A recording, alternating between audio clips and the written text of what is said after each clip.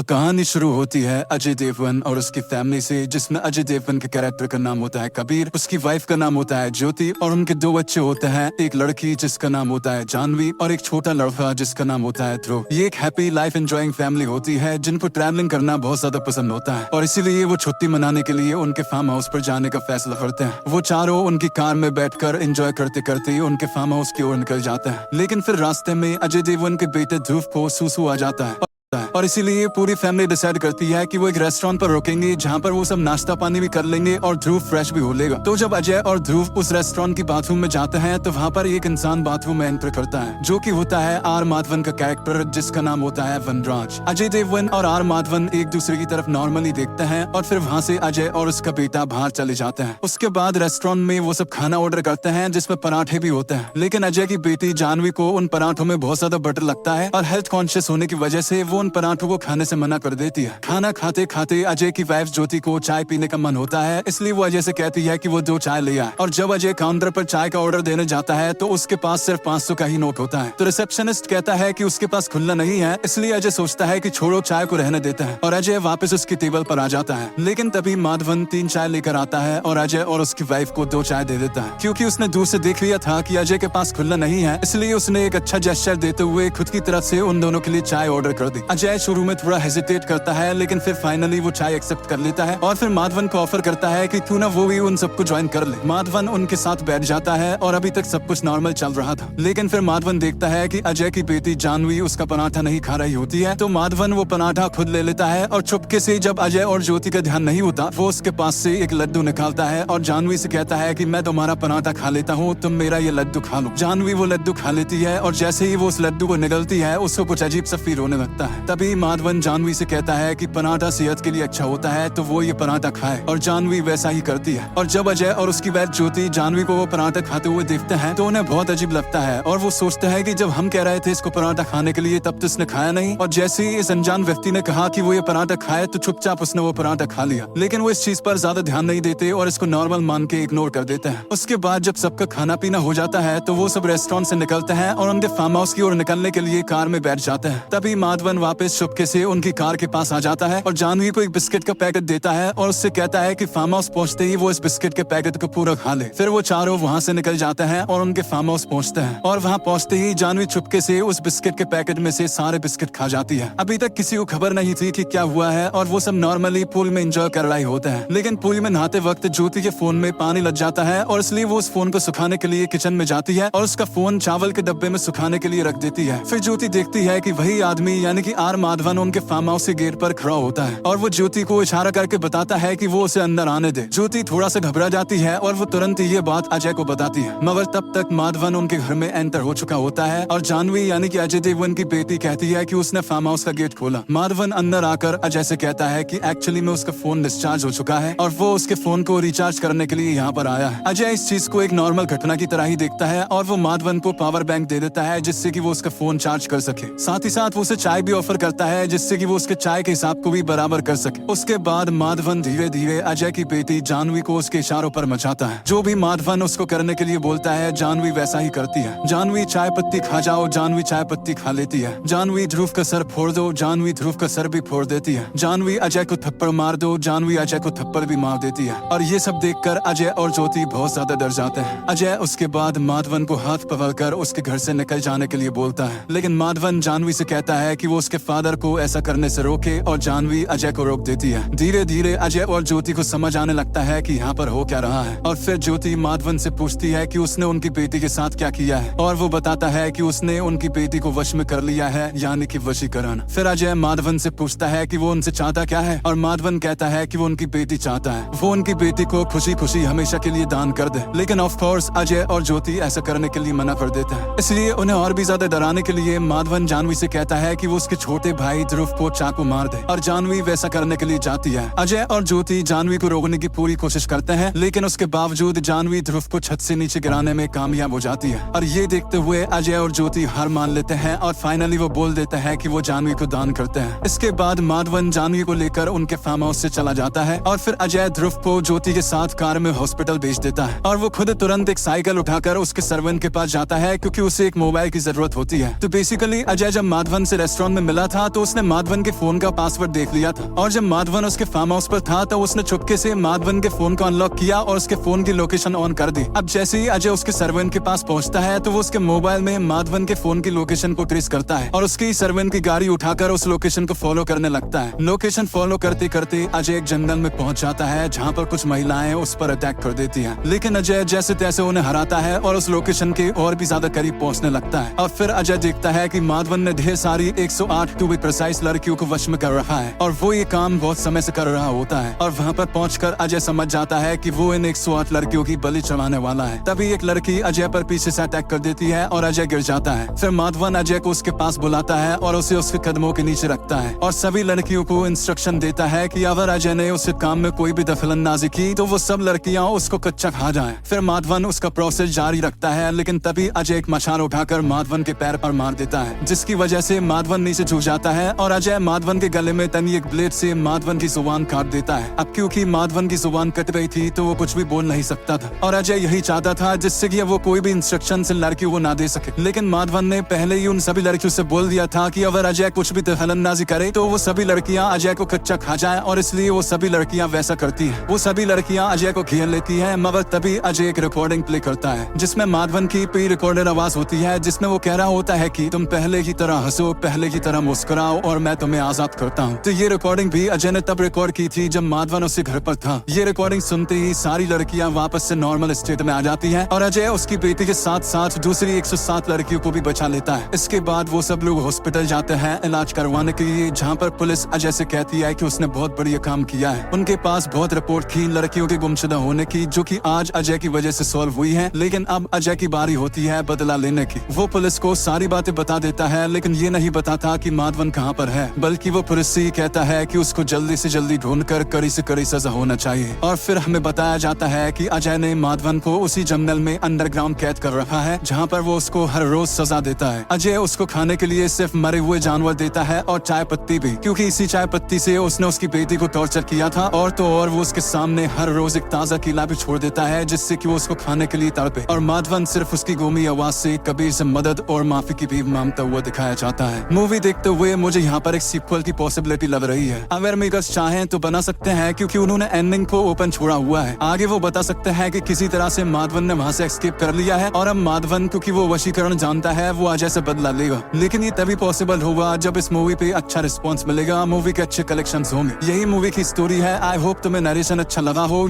Comment करके अपना opinion जरूर बताना। और